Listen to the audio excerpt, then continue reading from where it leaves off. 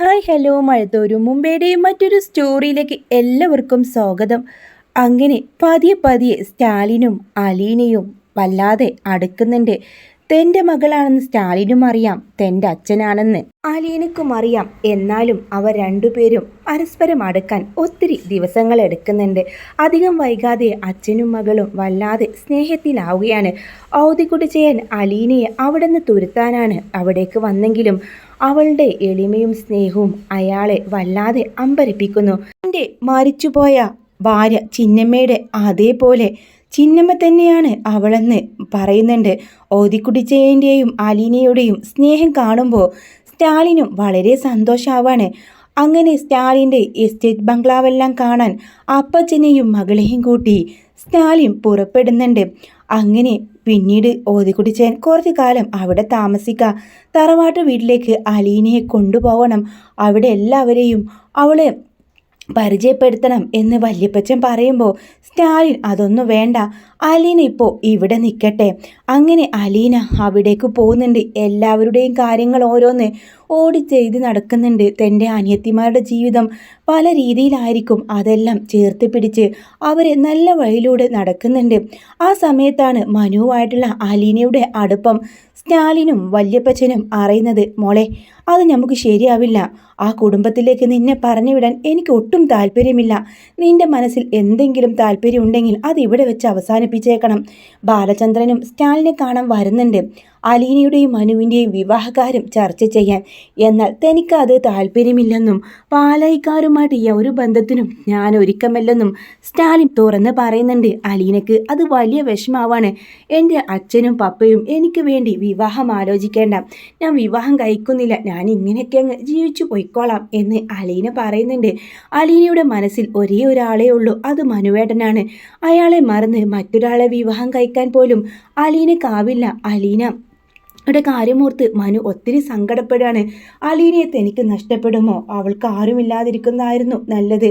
എന്നാൽ എനിക്ക് അവളെ സ്വന്തമാക്കുമായിരുന്നു എന്നെല്ലാം മനുവിന് ചിന്തിക്കുന്നുണ്ട്. അങ്ങനെ അലീനയെ കാണാനായിട്ട് കുളത്തുപൂയിലേക്ക് വന്ന മനുവിനോട് വളരെ ദേഷ്യപ്പെട്ടാണ് സ്റ്റാലിൻ പറഞ്ഞു വിടുന്നത്. അല്ല അലീന, എന്തായാലും നീ ഇപ്പോൾ തന്നെ വിവാഹം കഴിക്കുന്നില്ലെന്ന് പറഞ്ഞു. എന്തായാലും ഇങ്ങനെ പോകാൻ പറ്റില്ല. +2 വരെ നീ നന്നായി പഠിച്ചതല്ലേ, തുടർന്ന് പഠിക്കണം. ഇനി പഠിക്കണോ? എനിക്ക് 14 വയസ്സായില്ല അച്ഛാ. അതൊന്നും പറഞ്ഞാൽ പറ്റില്ല. പക്ഷേ എൻ്റെ മക്കളൊക്കെ നന്നായിട്ട് പഠിക്കുന്നുണ്ട്. നിനക്കും നല്ല എഡ്യൂക്കേറ്റഡ് ആവണം. എല്ലാം നിൻ്റെ ആഗ്രഹം എന്തായിരുന്നു?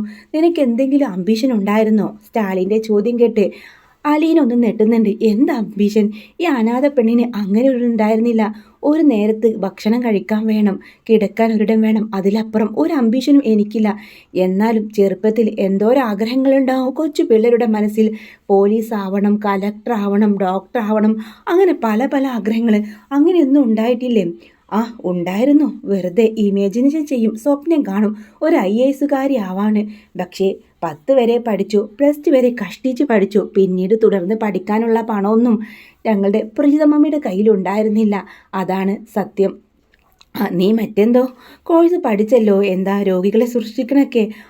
അത് വേണ്ട. എന്തായാലും നീ പറഞ്ഞല്ലോ IAS, അത് തന്നെ നമുക്കെടുക്കാം. എന്താ പപ്പ ഇത്? ഒരുപാട് ടൈമായി. ഇനി ഞാൻ പഠിക്കേ. +2 മാത്രമേ എനിക്ക് എഡ്യൂക്കേഷൻ ഉള്ളെന്ന് പപ്പ മനസ്സിലാക്കണം. അതൊക്കെ ഇന്നത്തെ കാലത്ത് പഠിച്ചെടുക്കാനാണോ പണി? എന്തായാലും അലീനയെ ഞാൻ പഠിപ്പിക്കാൻ തീരുമാനിച്ചു. അങ്ങനെ അലീനയോടും വല്യപ്പച്ചനും പപ്പയും കൂടെ ചേർന്ന് അലീനയെ ഒരു കോളേജിലേക്ക് കൊണ്ടുപോവാട്ടോ. ഇടയ്ക്കെല്ലാം അവളുടെ ഈ കഴിഞ്ഞു പോയ +2 കഴിഞ്ഞിട്ടുള്ള എല്ലാ പഠിപ്പുകളും പൂർത്തിയാക്കണം. എന്തായാലും നീ പഠിച്ച് ഒരു IAS ആയി വരുമ്പോഴേക്കും ഒരു 4-5 വർഷം എടുക്കും. അത് മതി. എന്തായാലും എൻ്റെ മോളെ ഒരു IAS ആവട്ടെ, എന്നിട്ട് മതി വിവാഹം എന്ന് അവളോട് പറയുന്നുണ്ട്. അങ്ങനെ അലീന മിടുക്കിയായി പഠിക്കുന്നുണ്ട് കേട്ടോ. അവൾക്ക് എല്ലാത്തിലും ഫസ്റ്റ് ആയിരിക്കും, എല്ലാ ക്ലാസ്സിലും ടോപ്പ് റാങ്ക് നേടിയിട്ടുണ്ടാവും അവൾ. അങ്ങനെ അവളുടെ പരീക്ഷയുടെ ആ ഒരു സമയത്തൊക്കെ, ഈ സമയത്തൊക്കെ ഇവിടെ കടപ്പാട്ടൂരിലും നെടുമ്പുരക്കലൊക്കെ ഓരോ സംഭവ വികാസങ്ങൾ നടക്കുന്നുണ്ട്.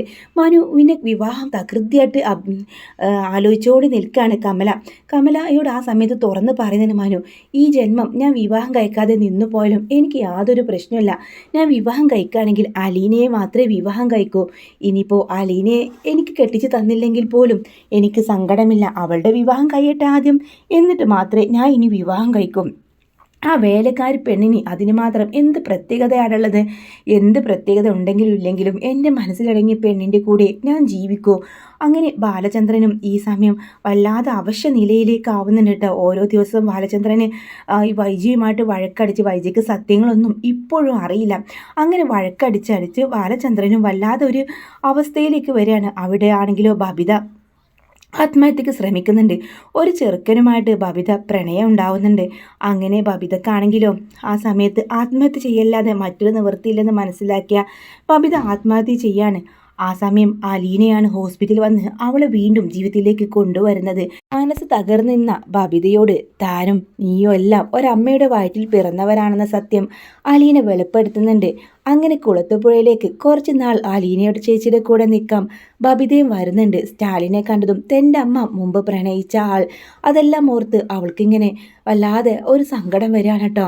തൻ്റെ അച്ഛൻ ഇതറിയുമ്പോൾ എത്ര വിഷമം ഉണ്ടായി കാണും എന്നെല്ലാം അവൾ ഓർക്കുന്നുണ്ട്. എന്നാൽ ബബിതയെ ആദ്യം ഒറ്റ നോട്ടത്തിൽ കണ്ട സ്റ്റാലിൻ അത്ഭുതപ്പെട്ടു പോവാണ്. വൈജയുടെ അതേ പകർപ്പ്, ഡൽഹിയിലുണ്ടായിരുന്ന അതേ വൈജയുടെ അതേ കണ്ണുകൾ, അതേ ചുണ്ട്, അതേ മൂക്കുകൾ ബബിതയുടെ മുഖത്ത് നിന്ന് കണ്ണെടുക്കാൻ തോന്നുന്നില്ല. അങ്ങനെ ബബിതയായിട്ട് പെട്ടെന്ന് സ്റ്റാലിൻ കൂട്ടാവുന്നുണ്ട്. അവൾക്ക് തോട്ടവും എസ്റ്റേറ്റും എല്ലാം അയാൾ തൻ്റെ ജീപ്പിൽ കൊണ്ടുപോയി കാണിച്ചു കൊടുക്കുന്നുണ്ട് കേട്ടോ. അങ്ങനെ അടിപൊളി സ്റ്റോറിയൊക്കെ അങ്ങനെ മുന്നോട്ട് പോകുന്ന സമയത്താണ് അലീന IAS നേടുന്നുണ്ട്. ഈ സമയം ഇതൊന്നും അറിയാതെ രാവിലെ തന്നെ പത്രമെടുത്ത് വായിച്ചു നോക്കായിരിക്കും. അവിടെ മുൻ പേജിൽ വലിയ കോളത്തിൽ തന്നെ IAS നേടിയ പെൺകുട്ടിയുടെ ഫോട്ടോ കണ്ടതും ആ ഒരു നെട്ടലോടെ നിൽക്കായിരിക്കും വൈജ. ഇത് അലീനയല്ലേ? ഇനിയിപ്പോൾ അലീനയെ പോലെ മറ്റൊരുത്തിയാണോ? ധൃതി പിടിച്ച് അവൾ ആ വാർത്ത വായിക്കുന്നുണ്ട്. അനാഥയായി ജീവിച്ചവളാണ് അലീന. അങ്ങനെ പറഞ്ഞുകൊണ്ട് തുടങ്ങിയ തലക്കെട്ടോടു കൂടെ തന്നെ ഇപ്പോൾ അവൾ സ്വന്തം പപ്പയെ അടുത്തേക്കെത്തി. അതോടുകൂടെ ജീവിതം മാറിമറിഞ്ഞു. അവൾ ഇപ്പോൾ ഒരു IAS കാരിയാണ് എന്നെല്ലാം വാർത്തയിൽ മുൻ പേജിൽ തന്നെ വന്നിട്ടുണ്ടാവും. അലീന അവളുടെ പപ്പയുടെ എത്തിയെന്നോ? എന്നാൽ പപ്പയുടെ പേര് മാത്രം ആ ഒരു പത്രവാർത്തത്തിൽ കൊടുത്തിട്ടുണ്ടാവില്ല. ഇതെങ്ങനെ സംഭവിച്ചു? അവളുടെ പപ്പയ്ക്കരികിലേക്കാണോ ഇവിടെ ബാലചന്ദ്രൻ കൊണ്ടുപോകുന്നു വിട്ടത്? ബാലചന്ദ്രൻ അവളുടെ അച്ഛനാണെന്ന് പറഞ്ഞ് കുറേ കാലം നടന്നില്ലേ? അതെങ്കിൽ അതുപോലെ ഏതെങ്കിലും ഒരുത്തൻ അവളെ വെച്ചുകൊണ്ടിരിക്കുന്നുണ്ടാവും. അയാൾ ചിലപ്പോൾ സുഖിപ്പിക്കാൻ വേണ്ടി തട്ടിവിട്ടതായിരിക്കും എൻ്റെ മകളെന്ന്. അങ്ങനെ അവൾ പഠിച്ച് IAS കാരിയായി. അസൂയമൂത്ത് വൈജ ഫോണെടുത്ത് കമലയെ വിളിക്കുന്നുണ്ട്. കമലയെടുത്ത് ഇന്നത്തെ പത്രം വായിച്ചോ? എന്താ വൈജേ? ഇല്ല, ഞാൻ അടുക്കളയിലായിരുന്നു. എന്നാൽ ഇന്നത്തെ പത്രവാർത്തയിൽ ഒരു ന്യൂസ് ഉണ്ട്, അതൊന്ന് കണ്ടു നോക്ക്. അപ്പോൾ തന്നെ കമല പുറത്തേക്ക് വരുന്നുണ്ട്. പത്രത്തിലെ അലീനയുടെ പടം കണ്ട് സന്തോഷത്തോടെ ഇരിക്കായിരിക്കും മനുവിൻ്റെ കയ്യിൽ നിന്ന് പത്രം പിടിച്ചു വാങ്ങാണ്. എന്താടാ രാവിലെ തന്നെ പത്രത്തിലേക്ക് നോക്കി ഒരു ഇരിപ്പെന്ന് ചോദിച്ചുകൊണ്ട്. അമ്മക്കിത് എന്തിൻ്റെ കേടാ? പത്രം വായിക്കാനും സമ്മതിക്കില്ലേ? ഞാൻ നോക്കട്ടെ. അങ്ങനെ മുൻപേജിൽ അലീനയാണ് നിറഞ്ഞു നിൽക്കുന്നത്. IAS നേടിയെന്ന വാർത്തയായിരുന്നു. അത് കണ്ടതും കമല ആകെ ഒന്ന് നെട്ടുന്നുണ്ട്. ഇവളെങ്ങനെ IAS നേടി? വെറുതെ വേലക്കാരായിരുന്നവളോ? അതാ അമ്മ പറഞ്ഞത്. ചില ആളുകളുടെ തലവര മാറ്റിമറിക്കുന്നു. ഇപ്പം കണ്ടില്ലേ, ഒരു IAS കാരിയാണ്. ഇപ്പോൾ അമ്മയ്ക്ക് അവളുടെ വില മനസ്സിലായില്ല. എന്തായാലും കുപ്പത്തോട്ടിൽ കിടന്നവൾ കുപ്പത്തോട്ടിൽ തന്നെയല്ലേ, അവൾ എന്തായാലും ഒരു പിഴച്ചവളല്ലേ എന്ന് പറയുമ്പോൾ മനു ദേഷ്യത്തിൽ കമലയെ നോക്കുക. എന്ത് കണ്ടാലും കുറ്റം പറയണം അമ്മ. അതെങ്ങനെയാ? അമ്മയുടെ സ്വഭാവം വർഗവും ഒക്കെ അങ്ങനെ തന്നെയല്ലേ എന്ന് പറഞ്ഞുകൊണ്ട് മനു അങ്ങ് ദേഷ്യത്തിൽ പോവാട്ടോ. നേരെ ഫോണെടുത്ത് അലീനയെ വിളിക്കുന്നുണ്ട്. ഇന്നത്തെ പത്രത്തിലെല്ലാം അലീനയാണല്ലോ നിറഞ്ഞു നിൽക്കുന്നത്. മനുവേട്ടാ, കൺഗ്രാറ്റ്സ് അലീന. എന്നാലും ഇത് വളരെ സർപ്രൈസ് ആയിപ്പോയി. പഠിക്കുന്നുണ്ടെന്ന് പറഞ്ഞിരുന്നു, പക്ഷേ ഇത്രയും അതേ മനുവേട്ട, എനിക്കെന്നെ ഇത് വിശ്വസിക്കാനാവുന്നില്ല. അങ്ങനെ അലീനയ്ക്ക് 100 കോളുകൾ വരാട്ടോ. രേവതിക്കുട്ടി, ബബിത, കൃഷ്ണമോള്, ബാലചന്ദ്രൻ, അങ്ങനെ ഒരു IAS കാരിയാണ് തങ്ങളുടെ ചേച്ചിയെന്ന് പറയാൻ അഭിമാനത്തോടെയാണ് ബബിതയും കൃഷ്ണമോളും ഒക്കെ ഒരുങ്ങുന്നത്. എന്നാൽ വൈജയ്ക്ക് മാത്രം ഇതൊട്ടും ഇഷ്ടപ്പെടുന്നില്ല. വൈജ അതിനുവേണ്ടി തർക്കിക്കാട്ടോ. കഥയുടെ ഒടുവിലാണ് കേട്ടോ. അതിനുശേഷമാണ് ബാലചന്ദ്രൻ മരിക്കുന്നത്. ബാലചന്ദ്രൻ മരിക്കുന്നതോടുകൂടെ വൈജ അടിമുടി മാറുന്നുണ്ട്. ആ ഒരു എപ്പിസോഡ് നമുക്ക് അടുത്ത വീഡിയോയിൽ പറയാം. വീഡിയോ ഇഷ്ടമാണെങ്കിൽ ലൈക്ക് ചെയ്യാനും ചാനൽ സബ്സ്ക്രൈബ് ചെയ്ത് സപ്പോർട്ട് ചെയ്യാനും മറക്കല്ലേ.